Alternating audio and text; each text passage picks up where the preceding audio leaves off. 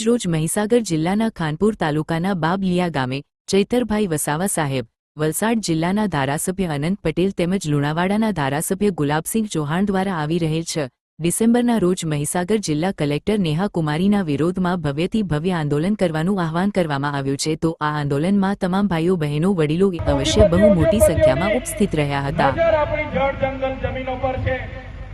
આજે આપણે એક નહીં થશું તો આવનારા દિવસોમાં પણ આપણી રહેલી કહેલી જમીનો પણ આપણે ગુમાવવાનો વારો આવશે. આજે ઓડિશામાં, આજે છત્તીસગઢમાં, આજે ઝારખંડમાં જોઈ લો તમે આદિવાસી દલિત સમાજનો શું હાલત છે. આજે બસ્તરમાં તમે જોઈ લો આદિવાસી સમાજની શું હાલત છે. આજે દેશનું અડધું લશ્કર ઓડિશા, છત્તીસગઢ અને ઝારખંડમાં આદિવાસીઓ સામે લડે છે. એ લશ્કરને આદિવાસીઓ સામે લડવાની જરૂર પડી કેમ કે ત્યાં આપણી જમીનો છે, જમીનોની અંદર ખનીજો છે, પાણી છે, લાકડું છે. અદાણી જેવા ઉદ્યોગપતિઓને આ સરકાર આપી રહી છે. આજે હસ્તેવ જેવું જંગલ કપાઈ રહ્યું છે. બસ્તરમાં રહેલા આજે આપણા આદિવાસીઓ ઉજળી રહ્યા છે. એટલા માટે અમે કહીએ છીએ કે અમે ગામિત છે, અમે ડામોર છે, અમે બારિયા છે, કેટલાક રાઠવા છે, અમે વસાવા છે, કોઈ કે અમે ચૌધરી છે, અમે ગામિત છે. અલગ અલગ રીતે આપણે લડતા રહીશું તો આવનારા દિવસોમાં આ બચી ખુશી જમીનો પણ આ લોકો છીનવી લેશે. દિવસો દૂર નથી મિત્રો. સાથીઓ, આઝાદીની લડાઈ તમે ઇતિહાસ જોઈ લો. આપણા વીર જવાનો, આપણા શહીદો, આપણા ભૂવરજોએ, આપણા પૂર્વજોએ યોગદાન આપ્યું છે. દેશના વિકાસમાં આટલું બધું યોગદાન આપણે આપતા હોય અને જ્યારે દેશમાં અમૃતકાળ ચાલતો હોય તો કોની આઝાદી ચાલે છે, કોનો અમૃતકાળ ચાલે છે? માત્ર ને માત્ર ઉદ્યોગપતિઓનો અમૃતકાળ ચાલતો એવું લાગે છે.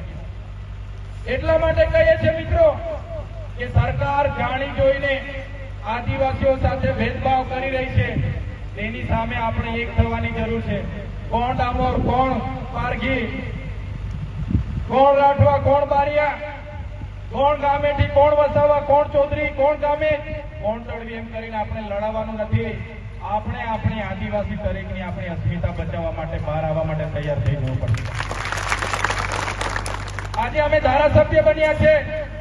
અનંતભાઈ પણ ત્યાં એસટી રિઝર્વ બેઠક પરથી ધારાસભ્ય બને છે.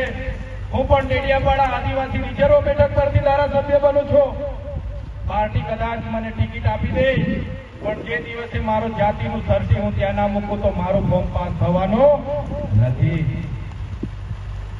મારું ફોર્મ પાસ થવાનું નથી. એટલા માટે કહીએ છીએ કે આપણી અસ્મિતા બચાવવા માટે આવનારા દિવસોમાં દરેક મોરચે આપણે લડવું પડશે. દરેક મોરચે લડવું પડશે. યુવાનોને પણ હાકલ કરીએ છીએ, વડીલોને પણ હાકલ કરીએ છીએ, મારી માતા બહેનોને પણ હાકલ કરીએ છીએ. આ કોઈ નાની સૂની બાબતો નથી. આઝાદીના 78 વર્ષ પછી પણ આ સરકારો આપણી સાથે આવા ભેદભાવ કરતી હોય તો આપણે જાગવાની જરૂર છે. માત્ર મત બેંક તરીકે ચૂંટણીઓમાં ઉપયોગ કરે છે આ સરકારો. એટલા માટે જ અમે તમને કહીએ છીએ આ કલેક્ટર